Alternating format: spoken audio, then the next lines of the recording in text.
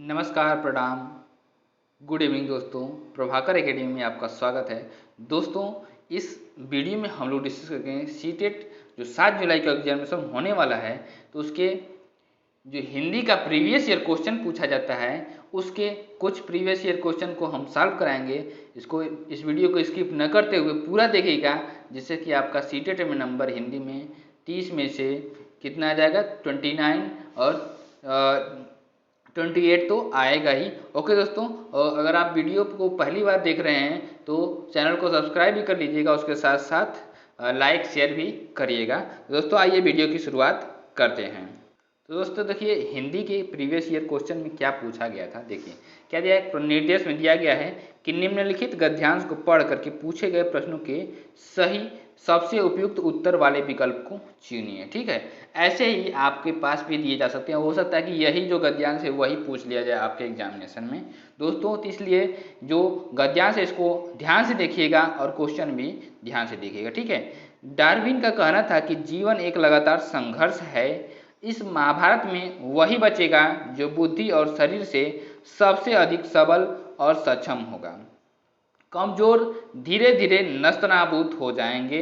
वैज्ञानिक दृष्टिकोण की यह आधार मान्यता इस ईसाई विश्वास के विरुद्ध पड़ती है। क्या इस ईसाई विश्वास के विरुद्ध पड़ती है कि अंत में विनम्र और विनयशील ही बचेंगे। ठीक है, ओके दोस्तों। और उसके बाद फिर क्या है कि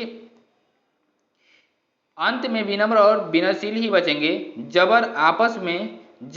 आपस में लड़ भिड़ करके समाप्त हो जाएंगे। मार्क्स ने भी जीवन को अमीर गरीब के बीच संघर्ष के रूप में ही देखा है। जो मार्क्स है उसने भी जीवन को अमीर गरीब के बीच में संघर्ष के रूप में देखा है। और वैज्ञानिक प्रगति की धारणा मूलतः यह मान करके चलती है कि संपूर्ण पृथ्वी आदमी के हाथों में सौंप दिया गया है। एक ऐसा अकूत खजानों का हिस्सा है, उसका एक छत्र मालिक नहीं है। क्या एक छत्र मालिक नहीं है। यह विवेक एक दूसरे की तरफ अनुभूति देता है। न केवल भारतीय बल्कि पूर्वीय विचारधारा में भी यह बोध व्यास दिखता है कि क्या दिखता है कि प्रकृति केवल क्या है कि प्रकृति केवल भक्षक नहीं रक्षक भी है। हमें उसके विरुद्ध नहीं उसके साथ चलना चाहिए। वह पोषक है, मनुष्य से कहीं ज्यादा निरीह और कोमल प्राणियों की पालक। यह दंभ की मनुष्य ही सर्वश्रेष्ठ प्राणी है। आत्मघाती है। पिछले 2 महायुद्धों में जो नस्तानबूत हुआ वह मनुष्य का यह मिथ्या दंभ की सर्वश्रेष्ठ होने का यह उन्माद आगे बढ़ता जाए तो किस सीमा तक पहुंच सकता है।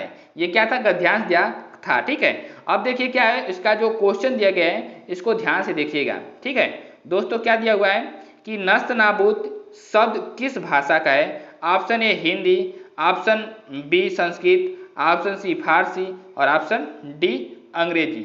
दोस्तों ये हिंदी का तो है नहीं, संस्कृत का भी नहीं है, उसके साथ साथ अंग्रेजी का भी नहीं है। तो इसका राइट ऑप्शन हो जाएगा ऑप्शन सी फारसी लैंग्वेज हो जाएगा। ओके दोस्तों, आइए इसके एलिब्रेशन को देख लेते हैं। इसका डिस्क्रिप्शन क्या है इसको ध्यान से देखिए। नस्तनाबूत फारसी भाषा का शब्द है। विदेशी शब्द कौन कहे जाते हैं इसको ध्यान से सुनिएगा, क्योंकि ऐसे क्वेश्चंस हर एक एग्जामिनेशन में पूछे जाते हैं, सीटेट में पूछे ही जाएंगे। विदेशी भाषाओं से हिंदी भाषा में आए शब्दों को विदेशी शब्द कहते हैं।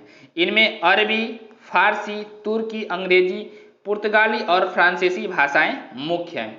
फारसी भाषा के अन्य शब्द अफसोस, आबरू, आवारा, आतिशबाजी, दरबार आदि ये सब क्या हैं, फारसी भाषा के अन्य शब्द हैं। नेक्स्ट क्वेश्चन की तरफ चलते हैं। क्वेश्चन नेक्स्ट क्या है ध्यान से देखिएगा। अमीर गरीब में कौन सा समास है। ऑप्शन ए है कर्मधारय समास, ऑप्शन बी द्वंद्व समास, ऑप्शन सी बहुब्रीहि समास, ऑप्शन डी तत्पुरुष समास। तो दोस्तों इसका राइट ऑप्शन हो जाएगा ऑप्शन बी द्वंद्व समास। कौन सा हो जाएगा, द्वंद्व समास हो जाएगा। दोस्तों आइए इसको डिस्क्रिप्शन जो है उसको ध्यान से समझ लेते हैं, और जो कि और भी क्वेश्चंस में आपको हेल्प करेगा। तो क्या है डिस्क्रिप्शन, अमीर गरीब में द्वंद्व समास है। द्वंद्व समास क्या होता है, द्वंद्व समास में सभी पद प्रधान होते हैं। द्वंद्व समास के 3 भेद हैं। पहला इतरेतर द्वंद्व, दूसरा समाहार द्वंद्व और तीसरा क्या है, वैकल्पिक द्वंद्व होता है। जैसे राम क्रीड, राम और क्रीड, अमीर गरीब, अमीर और गरीब, तो ये क्या हो जाएगा, द्वंद्व समास हो जाएगा। ओके दोस्तों, अब कर्मधारय समास क्या होता है, जिस तत्पुरुष समास के समस्त होने वाले पद समानाधिकरण हो, अर्थात विशेष से विशेषण का भाव को प्राप्त होता है, तो उसे हम कर्मधारय समास कहते हैं। नेक्स्ट क्वेश्चन की तरफ चलते हैं। क्वेश्चन नंबर जो क्या दिया हुआ है 3, कि अकूत खजाना वाक्यांश में अकूत शब्द है क्या। ऑप्शन ए है क्या संज्ञा, ऑप्शन बी सर्वनाम, ऑप्शन सी विशेषण और ऑप्शन जो डी है क्रिया है। तो दोस्तों इसका राइट ऑप्शन हो जाएगा, राइट ऑप्शन इसका है ऑप्शन सी विशेषण। क्या है, विशेषण है। ओके दोस्तों, इसका डिस्क्रिप्शन क्या है इसको भी ध्यान से देख लीजिएगा कि अकूत खजाना वाक्यांश में अकूत विशेषण शब्द है। विशेषण क्या होता है, जो संज्ञा या सर्वनाम की विशेषता बताए उसे विशेषण कहते हैं। ओके दोस्तों, चलिए आइए नेक्स्ट क्वेश्चन की तरफ चलते हैं। दोस्तों देखिए संज्ञा की भी परिभाषा क्या है, संज्ञा की परिभाषा क्या होती है दोस्तों, संज्ञा की परिभाषा क्या है, किसी व्यक्ति वस्तु अथवा स्थान के नाम को संज्ञा कहते हैं। जैसे दिल्ली, राम, सीता आदि। और सर्वनाम क्या होता है, सर्वनाम शब्द उस विकारी शब्द को कहते हैं जो किसी संज्ञा के बदले आता है, उसे हम सर्वनाम कहते हैं। जैसे मैं, तुम, यह, वह, ये सब क्या हो जाएगा, सर्वनाम हो जाएगा। नेक्स्ट क्वेश्चन क्या दिया हुआ है, निरीह का पर्याय क्या है। ऑप्शन ए चालाक, ऑप्शन बी चापलूस और ऑप्शन सी मजबूत और ऑप्शन डी बेचारा। दोस्तों मैं बता दूं इसका राइट ऑप्शन हो जाएगा ऑप्शन डी बेचारा। निरीह का क्या होता है, बेचारा हो जाएगा राइट ऑप्शन। ओके दोस्तों, डी हो जाएगा। अब आइए इसके डिस्क्रिप्शन को देख लेते हैं, ध्यान से देखिएगा डिस्क्रिप्शन कि निरीह का पर्याय बेचारा है और निरीह के अन्य पर्याय क्या हैं, सीधा साधा, निर्दोष, निर्भिलाष, निराकांक्ष, निष्काम आदि, ये सब क्या है इसके पर्याय हैं। और चालाक के क्या पर्याय होता है, कुशल, चालाक, कुशल, प्रवीण, होशियार, चतुर, निपुण, बुद्धिमान आदि चालाक के ये पर्याय हैं। ओके दोस्तों, नेक्स्ट क्वेश्चन की तरफ चलते हैं। Question number 5। क्वेश्चन नंबर 5 क्या है, इसको ध्यान से देखिएगा कि डार्विन का विचार कि जीवन एक लगातार संघर्ष है। क्या, जीवन एक लगातार संघर्ष है, बुद्धि और शरीर के बीच, जीव और प्रकृति के बीच, अमीर और गरीब के बीच, विनम्र और जबर के बीच। ओके दोस्तों, तो इसका राइट ऑप्शन हो जाएगा, इसका राइट ऑप्शन है option B. Right option B है जीव और प्रकृति के बीच, मीन्स एनिमल्स और क्या नेचर के बीच क्या है कि एक संघर्ष है। ओके दोस्तों, आइए इसको डिस्क्रिप्शन को देख लेते हैं और डिस्क्रिप्शन को ध्यान से देखिएगा। डार्विन का कहना था कि जीव और प्रकृति के बीच जीवन का एक लगातार संघर्ष है। क्या है, जीवन एक लगातार संघर्ष है। देखिए दोस्तों नेक्स्ट क्वेश्चन क्या है, डार्विन का विचार ईसाई मत के, क्या डार्विन का विचार ईसाई मत के ऑप्शन ए विरुद्ध है, ऑप्शन बी पक्ष में है और ऑप्शन सी न पक्ष में है न विरुद्ध में है, ऑप्शन डी समतुल्य है। तो दोस्तों इसका राइट ऑप्शन हो जाएगा ऑप्शन ए जो है कि विरुद्ध में है। क्या है, जो डार्विन का विचार जो है ईसाई मत के विरुद्ध है, ऑप्शन ए राइट हो जाएगा। ओके दोस्तों, आइए डिस्क्रिप्शन को इसको देख लेते हैं और ध्यान से देखिएगा कि उपयुक्त गद्यांश के अनुसार डार्विन का विचार ईसाई मत के विरुद्ध है। ओके दोस्तों, आइए क्वेश्चन नंबर 7 की तरफ चलते हैं। क्वेश्चन नंबर 7 क्या दिया हुआ है कि वैज्ञानिक प्रगति की धारणा में प्रकृति मनुष्य के लिए अकूत खजाना है और एकाधिकार पूर्ण अकूत खजाना है। ऑप्शन सी है वह इसे खजाने का हिस्सा है और ऑप्शन डी क्या, उसका एक छत्र मालिक नहीं है। ओके दोस्तों, तो इसका राइट ऑप्शन हो जाएगा, राइट ऑप्शन है option B. Right option option B एकाधिकार पूर्ण अकूत खजाना है। आइए दोस्तों इसका जो डिस्क्रिप्शन है उसको देख लेते हैं, डिस्क्रिप्शन क्या है। ओके दोस्तों, डिस्क्रिप्शन ये है कि वैज्ञानिक प्रगति की धारणा में प्रकृति मनुष्य के लिए एकाधिकार पूर्ण अकूत खजाना है। तो दोस्तों नेक्स्ट क्वेश्चन क्या है कि भारतीय विकास धारा में प्रकृति संबंधी कौन सी धारणा सही नहीं है। ऑप्शन ए वह केवल भक्षक ही नहीं रक्षक भी है, ऑप्शन बी वह विरुद्ध नहीं साथ भी है, ऑप्शन सी वह मनुष्य के साथ नहीं साथ निरीह प्राणियों की भी पोषक है। ऑप्शन डी, वह मनुष्य से सतत संघर्षरत है। दोस्तों इसका राइट ऑप्शन हो जाएगा, इसका राइट ऑप्शन है क्या, ऑप्शन डी, मनुष्य से सतत संघर्षरत है। ओके दोस्तों, आइए इसके डिस्क्रिप्शन को देख लेते हैं और उसके साथ साथ नेक्स्ट क्वेश्चन को भी देख लेते हैं कि ऑप्शन डी वाला क्या दिया है कि वह मनुष्य मनुष्य से सतत संघर्षरत है। उक्त धारणा भारतीय विचारधारा में प्रकृति संबंधित सही नहीं है। ओके दोस्तों, नेक्स्ट क्वेश्चन दिया गया है कि मनुष्य के सर्वश्रेष्ठ प्राणी होने के दंभ में ऑप्शन ए, उसके आत्मविश्वास को बढ़ाया है। ऑप्शन बी, प्रकृति पर आधारित जमाया है। और ऑप्शन सी, 2 महायुद्धों के लिए उसे उत्तरदायी बनाया है। और ऑप्शन डी, उसे सर्वश्रेष्ठ बनाया है। दोस्तों इसका राइट ऑप्शन हो जाएगा, राइट ऑप्शन इसका है सी। क्या है, सी, 2 महायुद्धों के लिए उसे उत्तरदायी बनाया है।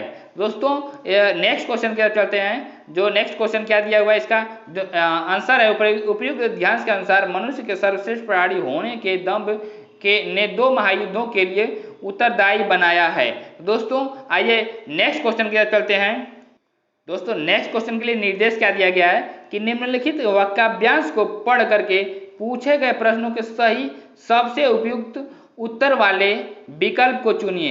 ऑप्शन ए दिया, क्या दिया है, गद्यांश काव्यांश क्या दिया हुआ है, इतना डर है बिखरा हुआ कि, इतना डर है बिखरा हुआ कि मन में आता है तुम्हें बीज के अंतर मन में छिपे अंकुर सा, अपने भीतर ही पाल लूं तब तक, अपने भीतर ही पालूं तब तक,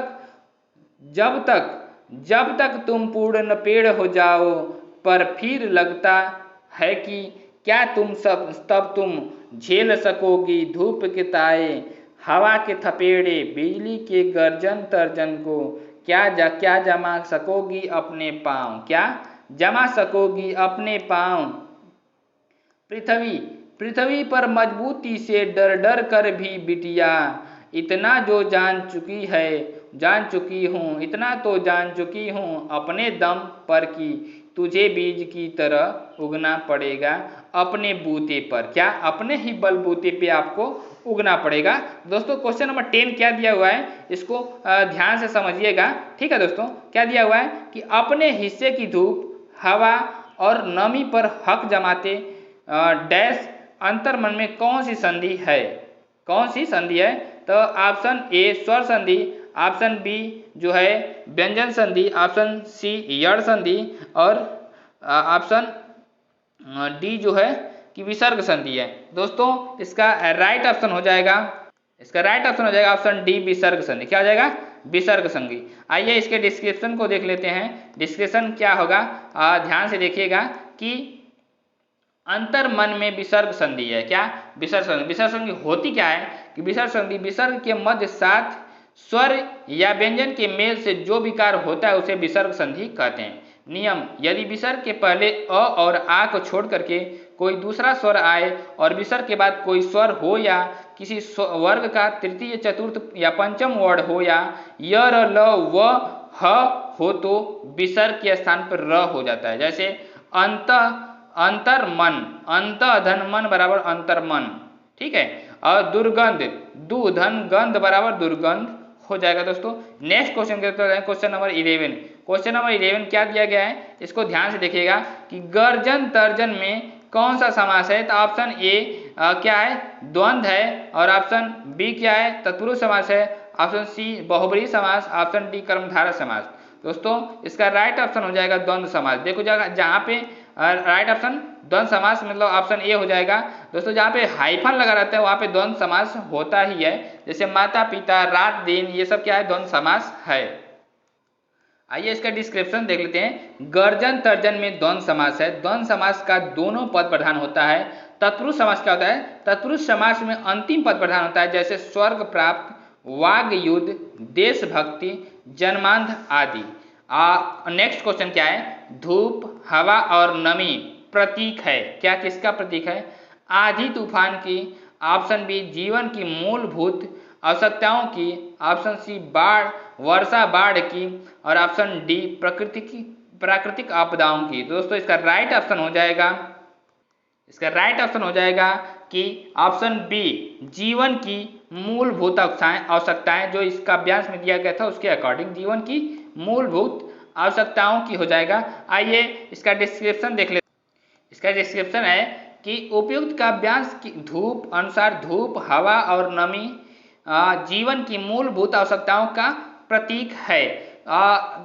नेक्स्ट क्वेश्चन क्या दिया हुआ है, कविता में बीज प्रतीक है। कविता में बीज प्रतीक है। तो ऑप्शन ए संघर्ष का, ऑप्शन बी साहस का और ऑप्शन सी स्त्री की अदम्य जिज्ञासा और उत्पादकता का, ऑप्शन डी डर का। तो दोस्तों इसका राइट ऑप्शन हो जाएगा ऑप्शन सी, राइट ऑप्शन हो जाएगा स्त्री की अदम्य जिज्ञासा और उत्पादकता का।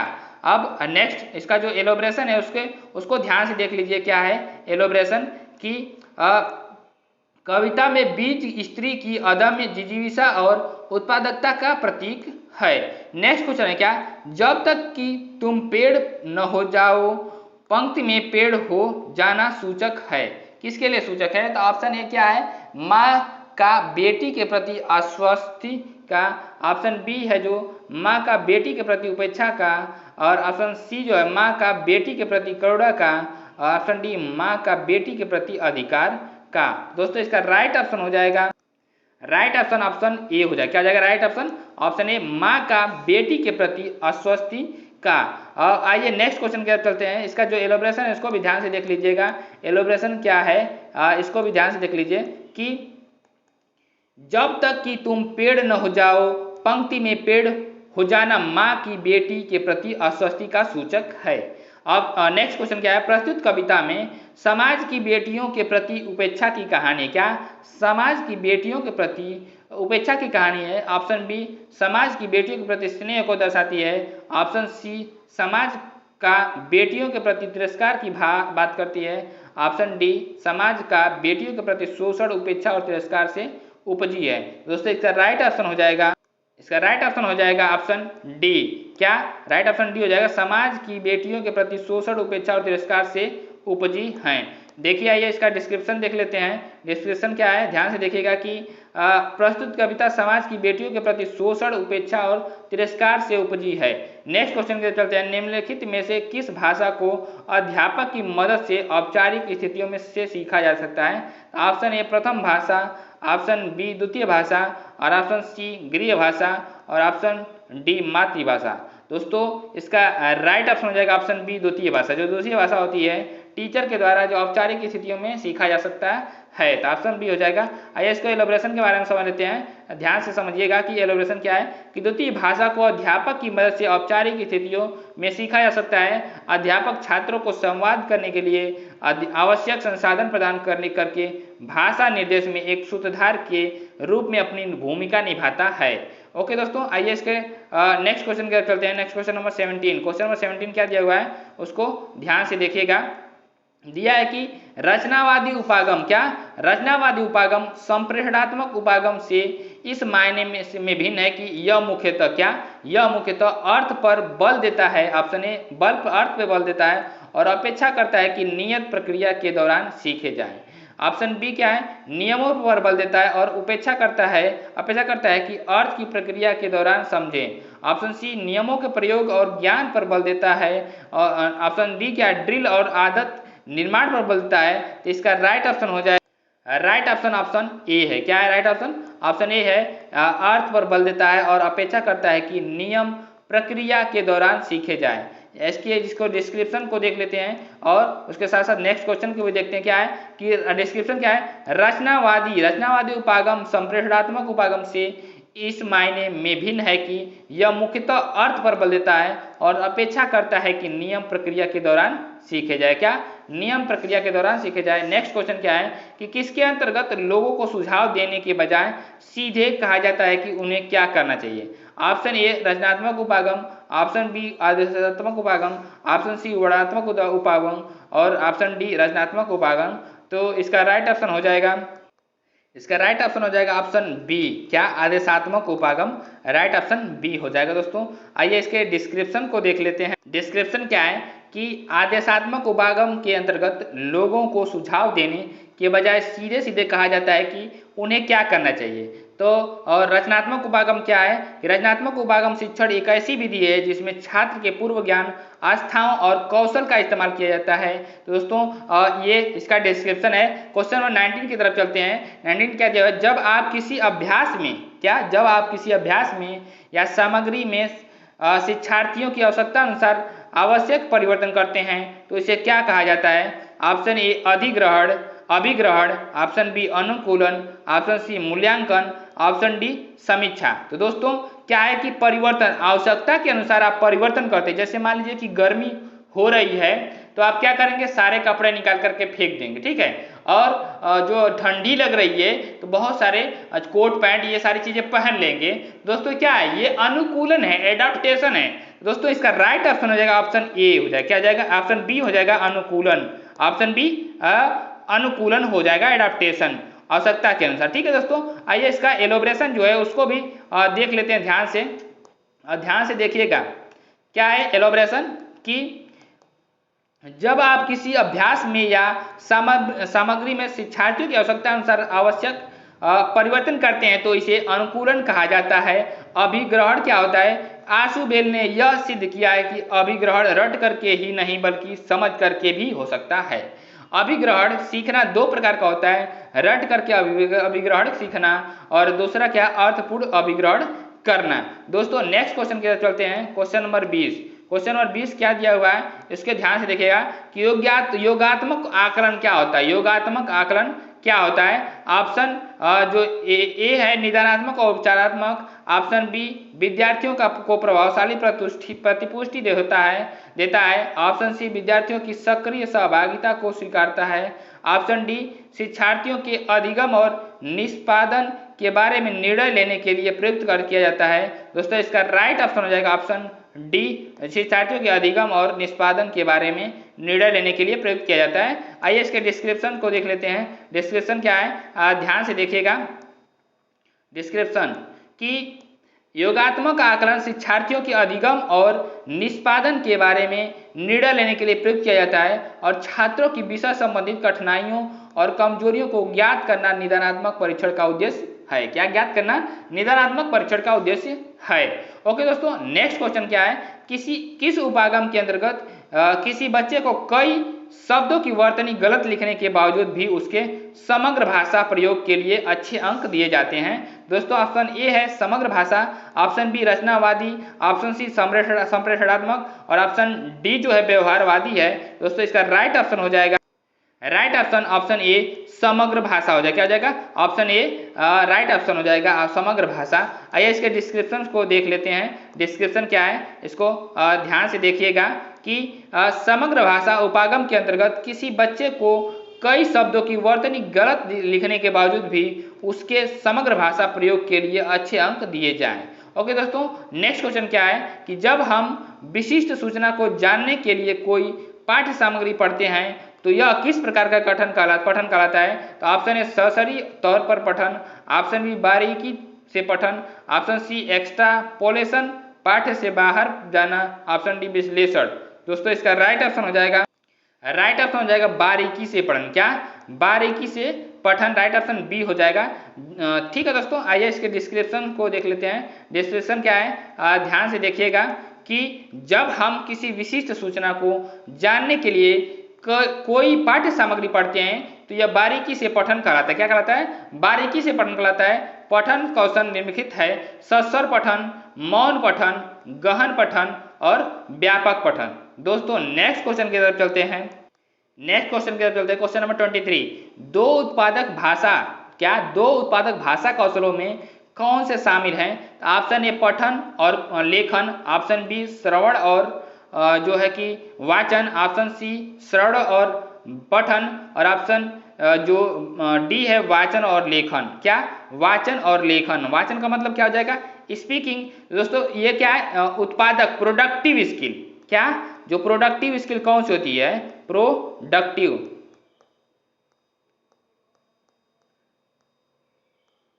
स्किल। ठीक है, स्किल जो होती है चार प्रकार की होती है, LSRW। क्या, LSRW। L का मतलब लिसनिंग, S का मतलब स्पीकिंग और R का मतलब रीडिंग और W का मतलब राइटिंग। तो दोस्तों मैं बता दूं कि दो स्किल जो होती हैं वो प्रोडक्टिव होती हैं, उत्पादक होती हैं। क्या होती हैं? प्रोडक्टिव। प्रोडक्टिव का मतलब कि जो ये स्पीकिंग और राइटिंग है ये दोनों क्या है? ये प्रोडक्टिव स्किल है, इसलिए इसका राइट ऑप्शन हो जाएगा ऑप्शन डी। राइट ऑप्शन क्या हो जाएगा? Option D. और उसके बाद लिसनिंग और जो रीडिंग है ये क्या है? रिसेप्टिव है। क्या है? ये रिसेप्टिव स्किल है। दोस्तों ये इंग्लिश में भी पूछा जाता है। आइए इसका डिस्क्रिप्शन जो है उसको भी ध्यान से देख लेते हैं, क्या है डिस्क्रिप्शन। ओके दोस्तों, इसका डिस्क्रिप्शन है कि वाचन और लेखन दो उत्पादक कौशलों में शामिल है, दो उत्पादक कौशलों में शामिल है। और नेक्स्ट क्वेश्चन क्या दिया हुआ है कि प्रथम भाषा वह भाषा है जो बच्चे ऑप्शन ए विशेष प्रयास करके अपने आसपास के परिवेश में अर्जित करते हैं, ऑप्शन बी बिना विशेष प्रयास किए अपने आसपास के परिवेश से अर्जित करते हैं, ऑप्शन सी औपचारिक स्थितियों में सीखते हैं, ऑप्शन डी औपचारिक स्थितियों में अर्जित करते हैं। दोस्तों इसका राइट ऑप्शन हो जाएगा ऑप्शन बी, बिना विशेष प्रयास किए अपने आसपास के परिवेश से अर्जित कर लेते हैं, इसको क्या बोलेंगे? प्रथम भाषा बोलते हैं। ओके दोस्तों, आज के इसका डिस्क्रिप्शन क्या है उसको ध्यान से देख लीजिएगा। डिस्क्रिप्शन क्या है कि प्रथम भाषा वह भाषा है जो बच्चों बिना विशेष प्रयास के किए बिना अपने आसपास के परिवेश से अर्जित करते हैं। ओके दोस्तों, नेक्स्ट क्वेश्चन क्या है 25 कि निम्नलिखित में से कौन सा ध्वनि का उत्पादन और बोध है? तो ऑप्शन ए स्वर विज्ञान, ऑप्शन बी जो है आकृति विज्ञान, ऑप्शन सी जो है स्वनिकी है और ऑप्शन डी वाक्य विन्यास है। दोस्तों स्वर विन्यास के बारे में बात किया गया, क्या कौन सी ध्वनि का उत्पादन बोध है? तो इसका राइट ऑप्शन हो जाएगा ऑप्शन सी स्वनिकी हो जाएगा। क्या स्वनिकी हो जाएगा। और इसका जो डिस्क्रिप्शन है उसको भी ध्यान से देख लीजिए। डिस्क्रिप्शन क्या है? डिस्क्रिप्शन है कि स्वनिकी ध्वनि का उत्पादन और बोध। स्वर विज्ञान क्या होता है? स्वनिकी या स्वन विज्ञान भाषा विज्ञान की वह शाखा है जिसके अंतर्गत मानव द्वारा बोली जाने वाली ध्वनियों का अध्ययन किया जाता है। क्या? मानव द्वारा बोली जाने वाली ध्वनियों का अध्ययन किया जाता है। नेक्स्ट क्वेश्चन क्या करते हैं? क्वेश्चन नंबर क्या है कि क्वेश्चन नंबर 26 निम्नलिखित में से कौन श्रव्य भाषिक ड्रिल का अंश नहीं है? श्रव्य भाषिक ड्रिल का अंश नहीं है। तो ऑप्शन ए विद्यार्थी आदर्श भाषा सुनते हैं, ऑप्शन बी विद्यार्थी संवाद की प्रत्येक पंक्ति को दोहराते हैं, ऑप्शन सी विद्यार्थी व्याकरणिक नियमों पर ध्यान देते हैं, ऑप्शन डी विद्यार्थी ड्रिल प्रतिरूपों में विकल्प का अभ्यास करते हैं। तो दोस्तों इसका राइट ऑप्शन हो जाएगा, राइट ऑप्शन इसका हो जाएगा option C. Option C right option हो जाएगा, विद्यार्थी व्याकरणिक नियमों पर ध्यान देते हैं। दोस्तों आइए इसका डिस्क्रिप्शन देख लेते हैं। डिस्क्रिप्शन क्या होगा ध्यान से देखिएगा। डिस्क्रिप्शन कि उपयुक्त निम्नलिखित विकल्पों में विद्यार्थी व्याकरणिक नियमों पर ध्यान देते हैं और श्रव्य भाषिक ड्रिल का अंश नहीं है, ठीक है, जबकि अन्य सभी विकल्प श्रव्य भाषिक ड्रिल का अंश है। ओके दोस्तों, नेक्स्ट क्वेश्चन के चलते 27 निम्नलिखित में से कौन सा उपागम प्रवाह को समुन्नत करता है? ऑप्शन ए संरचनात्मक उपागम, ऑप्शन बी संप्रेषणात्मक उपागम और ऑप्शन सी व्यवहारादि उपागम और ऑप्शन डी समग्र भाषा उपागम। दोस्तों इसका राइट ऑप्शन हो जाएगा, इसका राइट ऑप्शन हो जाएगा ऑप्शन बी संप्रेषणात्मक उपागम। क्या? संप्रेषणात्मक उपागम। आइए इसको डिस्क्रिप्शन जो है उसको देख लेते हैं, ध्यान से देखिएगा। और डिस्क्रिप्शन कि निम्नलिखित क्या संप्रेषणात्मक उपागम मुख्यतः प्रवाह को समुन्नत करता है। संरचनात्मक उपागम, इस संरचनात्मक उपागम क्या करता है? इस उपागम के अंतर्गत एक संरचना में परिवर्तन आदि से इसकी संपूर्ण व्यवस्था पर प्रभाव पड़ता है। ओके दोस्तों, नेक्स्ट क्वेश्चन 28 क्या दिया हुआ है उसको ध्यान से देखिएगा कि निम्नलिखित में से कौन सी गतिविधि अर्थ आधारित गतिविधि के अंतर्गत नहीं आएगी? क्या निम्नलिखित में से कौन सी गतिविधि अर्थ आधारित गतिविधि के अंतर्गत नहीं आएगी? ऑप्शन ए पाठ के साथ अंतःक्रिया करना, ऑप्शन बी पूर्व ज्ञान का इस्तेमाल करना, ऑप्शन सी पढ़ना और फिर से उसी वृत्तांत को दूसरे के सामने सुनाना, ऑप्शन डी जो है प्रत्येक शब्द को पढ़ना। दोस्तों इसका राइट ऑप्शन हो जाएगा, इसका राइट ऑप्शन हो जाएगा ऑप्शन डी प्रत्येक शब्द को पढ़ना। क्या हो जाएगा? प्रत्येक शब्द को पढ़ना। राइट ऑप्शन सी हो जाएगा। नहीं आता है, के अंतर्गत नहीं आता है, अर्थ आधारित गतिविधि के अंतर्गत नहीं आता है। आइए इसका डिस्क्रिप्शन देख लेते हैं। डिस्क्रिप्शन क्या है कि निम्नलिखित में प्रत्येक शब्द को पढ़ना अर्थ आधारित गतिविधि के अंतर्गत नहीं आएगा। ओके दोस्तों, आइए नेक्स्ट क्वेश्चन की तरफ चलते हैं। नेक्स्ट क्वेश्चन है 29 अधिगम योजना के बारे में क्या सही है? अधिगम योजना के बारे में क्या सही है? तो ऑप्शन ए लचीलापन का अभाव, ऑप्शन बी अध्यापक केंद्रित, ऑप्शन सी बाल केंद्रित और ऑप्शन डी एक ही तरीके पर आधारित। तो अधिगम योजना में क्या करना चाहिए कि बाल केंद्रित होना चाहिए। क्या बाल केंद्रित, चाइल्ड सेंटर्ड होना चाहिए। तो इसका राइट ऑप्शन क्या हो जाएगा, ऑप्शन सी। ओके दोस्तों, आइए इसका डिस्क्रिप्शन है क्या उसके बारे में डिस्कस करते हैं कि अधिगम योजना के बारे में बाल केंद्रित सही है जबकि अन्य तर्क संगत नहीं है। ओके दोस्तों, आइए नेक्स्ट क्वेश्चन की तरफ चलते हैं। Question number 30। क्वेश्चन नंबर 30 क्या है कि गलतियों का विश्लेषणात्मक अध्ययन क्या कहलाता है। तो ऑप्शन ए त्रुटि विश्लेषण, ऑप्शन बी तुलनात्मक विश्लेषण, ऑप्शन सी वाक्य विश्लेषण और ऑप्शन डी शब्द विश्लेषण। ओके दोस्तों, तो इसका राइट ऑप्शन हो जाएगा, राइट ऑप्शन ए त्रुटि विश्लेषणात्मक। गलतियों को विश्लेषण करेंगे तो त्रुटि विश्लेषणात्मक हो जाएगा। ओके दोस्तों, तुलना विश्लेषणात्मक उसको कहते हैं जो कंपेयर किया था उसको तुलनात्मक विश्लेषण करेंगे, ठीक है। और वाक्य का विश्लेषण जब करेंगे उसमें संज्ञा सर्वनाम ये सब चीजें करेंगे तो, और शब्द का विश्लेषण शब्द के अर्थ के अकॉर्डिंग करेंगे तो ये हो जाएगा। ओके दोस्तों, तो इसका राइट ऑप्शन हो जाएगा त्रुटि विश्लेषणात्मक विश्लेषण। अब इसका जो डिस्क्रिप्शन है उसको भी ध्यान से देख लीजिए। डिस्क्रिप्शन क्या है कि गलतियों का विश्लेषणात्मक अध्ययन त्रुटि विश्लेषण कहलाता है। दोस्तों इसका राइट ऑप्शन हो जाएगा ऑप्शन ए। ओके दोस्तों, तो वीडियो हम यहीं पे एंड करते हैं और ऐसे ही वीडियो को देखने के लिए चैनल को लाइक शेयर और सब्सक्राइब भी करिएगा और उसके साथ साथ इस वीडियो को स्किप न करते हुए पूरा देखिएगा। दोस्तों नमस्कार, वीडियो को देखने के लिए बहुत बहुत धन्यवाद। नमस्कार दोस्तों।